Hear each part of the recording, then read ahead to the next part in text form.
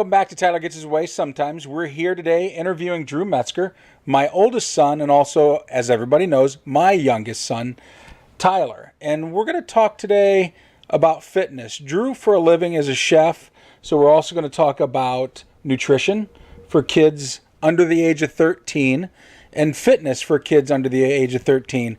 So, Drew, let's get a little bit of background story on you first. When we talk about athletics and fitness, when did you first really get into fitness as an individual? So fitness has always been a big part of my life, playing sports year-round growing up, and through high school. I realized once, sports were done, the competition was done, that I had a whole lot more free time that I needed to find something to do, and it just kind of fell into, well, I'm going to start, bodybuilding and really working on myself. And, it's just something that became almost borderline obsessive at a point.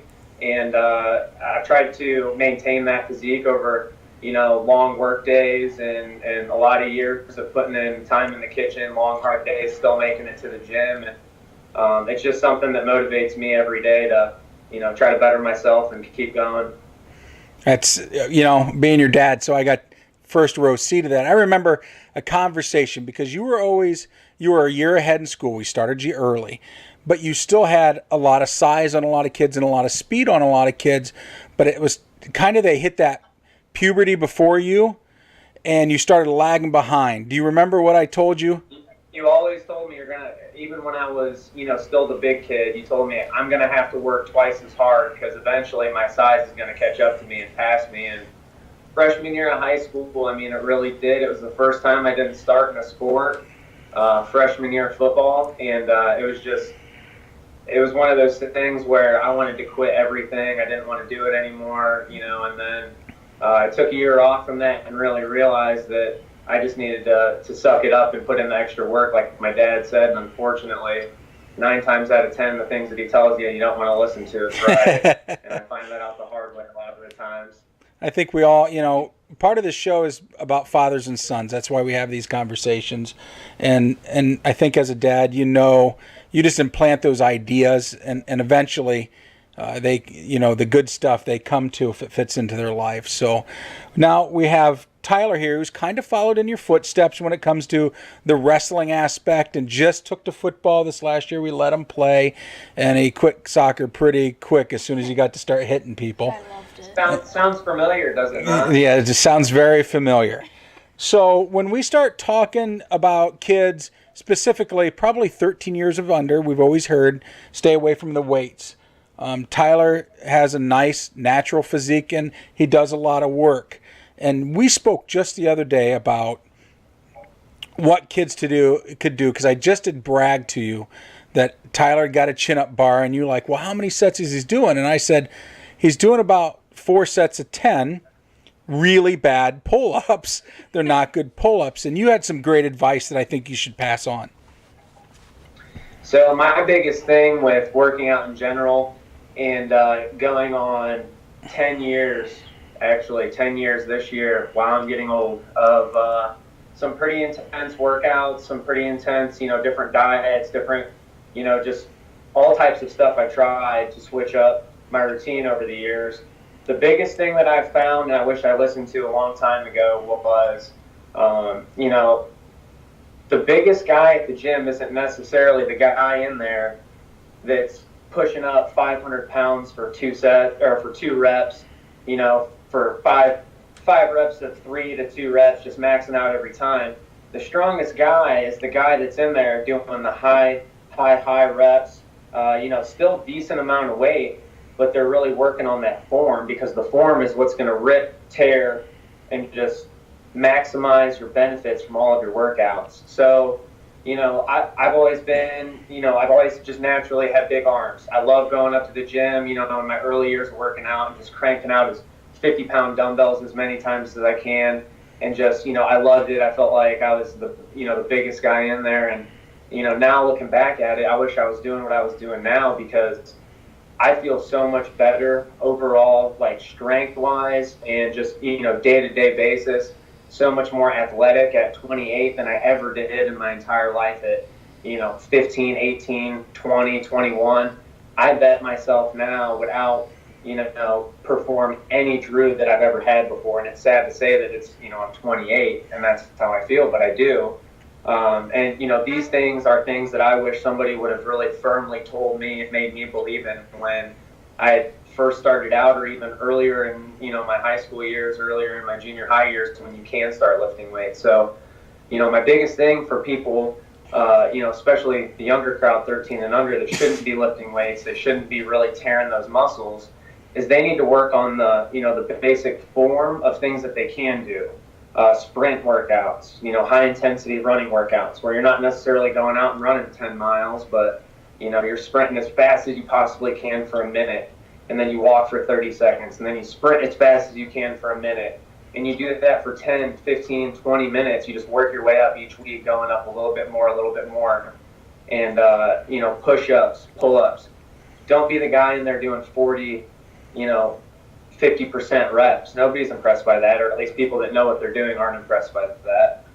You want to be the person in there doing perfect form, really striving to get that extra rep, because that's what's going to make you going from good or really good to phenomenal. And Tyler, you're at that age where if I could switch you brains, I feel like you would just be pumping iron, running, doing as much as you could to learn. Just understand that, if you put the work in, you can do whatever you want. You really can. It's just you have to realize it at a certain point in your life, and part of it is, following that structure, just like I said about, form. Work on the form, work on the basics before you move on to the next thing. So what you're kind of saying for kids Tyler's age, 12, probably 12 and under, if you could only do one push-up, do one perfect push-up. If you could only do one pull-up, do one perfect pull-up, and then build on that. Continue that. Yeah, that's exactly what it is. Work on that. You don't even necessarily have to go in and do, even 5 or 10 off the rip, but just set goals for yourself. Okay, this week I'm going to do one more. I want to do one more. This week I want it to be this much easier for me. And, over time, if you put the work and the effort in, you're going to see the results. And looking back at it, you're going to say, I can't believe this is all I used to be able to do, or I can't believe this is how far I've come. And that's a great feeling. It really is. Not only for kids but adults too. When I think about, all 3 of my boys are very fit, and I haven't been a good example for that. If I look at one thing I could do better as an example for my kids is eat better and exercise better. And I struggle with my weight because I never really got good discipline. It starts at a pretty young age. Drew came to it naturally. Alec came to it late, and it was a lot of the influence from Drew and their conversations as they became closer as brothers. Alec is our middle son. He's the 21-year-old, and wasn't the most athletic kid, now was he? But he figured out things that he enjoyed, like swimming and running, and he turned it into a lifestyle that benefited him quite a bit and cleaned up his diet. So that's a good transition into diet. When I think of you as a kid, you ate everything and a lot of it. And it wasn't all... I don't remember you being a big candy holic, but, when most kids were eating Happy Meals, you were eating Whopper, double Whopper meals as a young kid, and you just always had a great metabolism. That's the truth. But Tyler's got my metabolism, which doesn't exist, so... So he stole it. I never did have it. That's where it went. But if you had to talk to kids about eating habits, we don't want kids to, eat kale and crap that tastes like crap. What isn't good stuff for you taste good? Yeah. So good stuff for you. If it tasted good, it'd be a lot more expensive than it is too. So they find some way to make it more difficult. So if you put on your chef hat, Drew, and you start talking about good eating habits, what could you tell a kid to do? At a young age, you're really still developing. You have to be careful with certain things like that, especially, that going in with working out at a young age. It's not necessarily the best to lift weights, etc., and it's not the best to have a kid at a young age diet. you know, honestly, they don't say this a lot other than, if you're doing heavy bodybuilding, but even for kids, snacking all day, as long as it's semi good for them, like peanut butter sandwiches that have a good amount of fat and protein, stuff like that, like 6 spread out meals a day would probably be the better aspect of 3 square meals a day, because that way their body's staying nourished the whole day. They might not necessarily be completely full, but they might, they're definitely not going to be hungry by any means. And at the same time, they're kind of giving themselves that mentality over the long amount of time of doing it, that they don't need to stuff themselves uncomfortably full. And the reserved energy that you're going to have from snacking all day, you're never going to feel lethargic, and it's not going to have any negative health benefits, such as if you put a kid on a diet that's 10, 11 years old, by the time he's 14, 15, 16, his metabolism is going to be completely shot.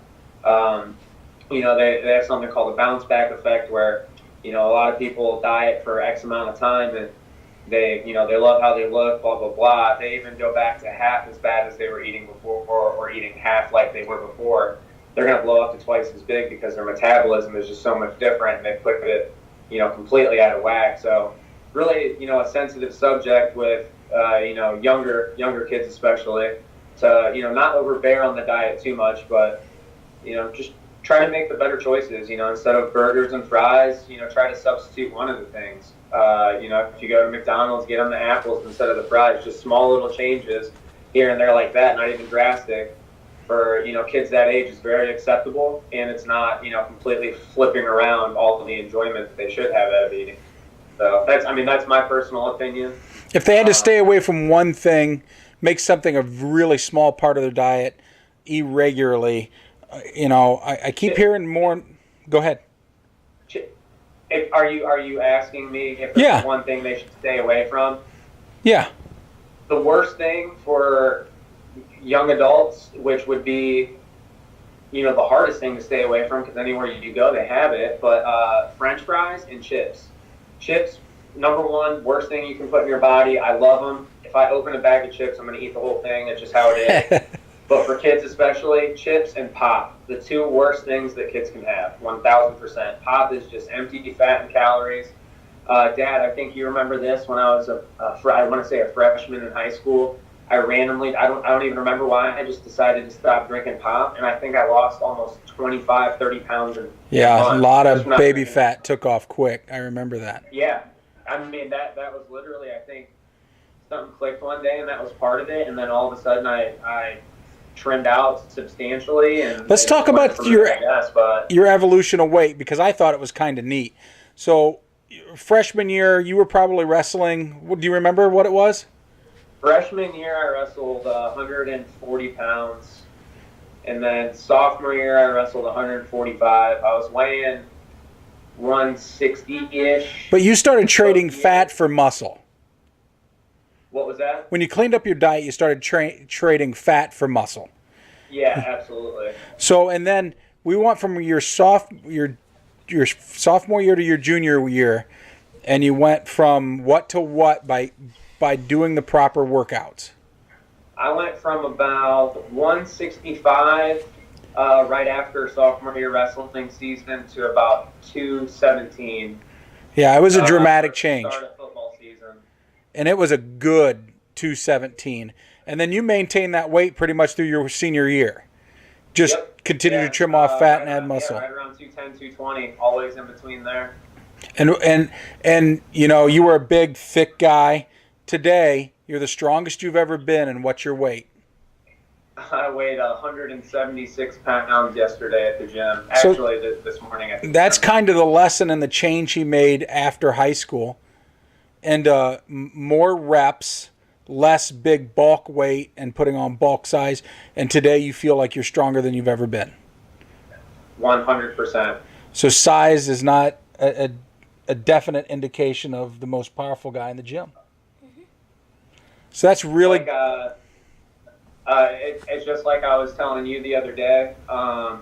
Even back when I was wrestling, it's one of those things, Tyler, you might be getting to the point where you can do it too, but within the first 5-10 seconds of a match, feeling, just locking up with the other guy, I could tell, A, this is a really strong guy, and I'm going to have to pull something, out of my sleeve. You're going to throw him. Or B, I'm going to manhandle him and make his face hurt. And, I've come to believe that most of the guys that, I'd lock up with that really surprised me were the guys that were more trim.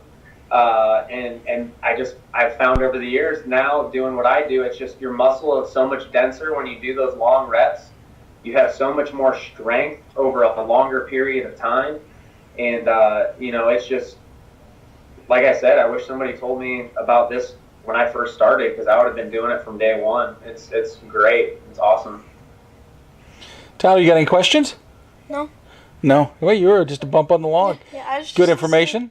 Yeah. So, Tyler, you better write some of that down. Well, good thing you got it recorded. Yeah, it'll be on YouTube forever. You just go and reference it. So if you guys have any questions for Drew, he's accessible to us, even though he's pretty busy and we're pretty busy. We find time to talk with each other. If you've got any questions, make sure you send questions to us on Twitter at @him_Tyler. Follow us there or message us here on YouTube. And we'll funnel those messages to Drew, and we'll try to interview you again as those questions come in, and maybe we can make it a regular occurrence on the show. Other than that, thank you very much, Drew. It was nice seeing you and talking to you again. You too. Miss you guys. Miss you too. Love you. Love you.